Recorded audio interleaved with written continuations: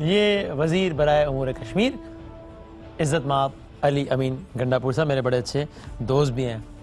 سلیم بخاری صاحب ہمارے ساتھ موجود ہیں, محمد مالک صاحب تشریف فرمائیں, ارشاد بھٹی صاحب تشریف فرمائیں, اور رانا ثناء اللہ صاحب بھی ہمارے ساتھ موجود ہیں, جو کہ رانا صاحب سے ہم نے یہ بھی پوچھنا ہے علیم خان صاحب کی گرفتاری پہ. لیکن میں باقی سارے مہمانوں سے معذرت کے ساتھ میں اپنے آپ کو روک نہیں سکتا. میں نے پہلا سوال آج کے پروگرام کا ارشاد بھٹی صاحب سے ہی کرنا ہے اور کسی سے نہیں کر سکتا میں, کیونکہ پچھلا جو پروگرام تھا گنڈاپور صاحب کے ساتھ اس میں ارشاد بھٹی صاحب بھی موجود تھے, اور اس میں جو ہے وہ کوئی شہد کا تذکرہ نکلا, اور باقاعدہ گنڈاپور صاحب نے کہا کہ آپ لوگ ایسی مذاق اڑاتے ہیں, میری گاڑی میں ابھی چیک کر لیں ابھی بھی شہد کی بوتل پڑی ہوئی ہے. پروگرام کے بعد بھٹی صاحب گئے گاڑی تک اور انہوں نے مجھے کنفرم کیا کہ وسیم بھائی یہ شہد کی بوتل ہی ہے, وہ شہد ہی تھی اکارڈنگ ٹو بھٹی صاحب. تو بھٹی صاحب آپ کیا کہنا چاہیں گے, یہ بتا رہے ہیں کہ کلبھوشن تو کیا؟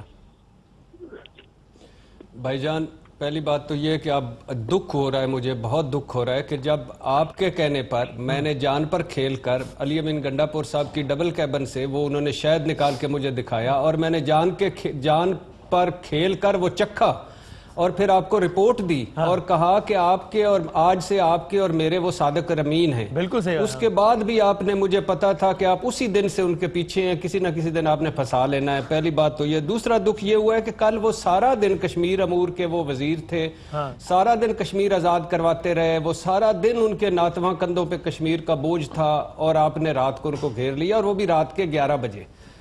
تیسرا دکھ یہ ہے کہ دیکھیے صرف امریکہ میں 300 قسموں کا شہد ہے, اور ہمارے ہاں تو چھوٹی مکھی, بڑی مکھی, بیری کا شہد, کیکر کا شہد, پھلائی کا شہد, اور جھاڑیوں کا شہد, ٹالیوں کا شہد, اور وہ جو کیا اس کو کہتے ہیں لائٹ کلر والا شہد, ڈارک کلر والا شہد ہے.